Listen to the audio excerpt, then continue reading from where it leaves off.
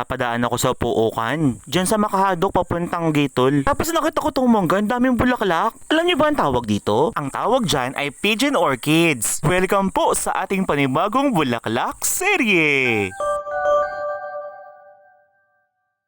Ang scientific name nito ay Dendrobium chrominatum. Tapos wala siyang eksaktong Tagalog na pangalan. Basta ang tawag lang natin dito orchids. Native to sa ating bansa pero hindi to endemic. Alam niyo bang makikita to sa buong Southeast Asia? Bakit pigeon plant ang pangalan nito? Tingnan mo yung bulaklak na yan, saka yung kasunod at kasunod pa. Di ba yung mga mukha talagang kalapati? Ang bulaklak nito ay maputi, malinis at mabango. Tapos may dilaw sa gitna. Ang tangkay naman ay payat at humahaba ng 30 hanggang 70 centimeters. Tapos namimintog yung babang bahagi. Ang dahon naman ay makinis, matigas at malalapad na nakaayos sa tigkabilang bahagi ng tangkay.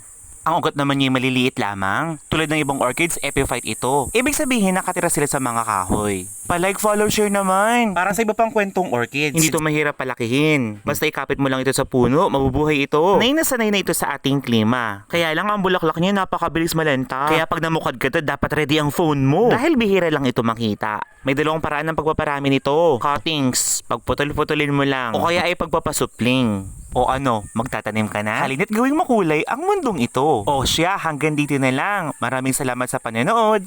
Bye-bye!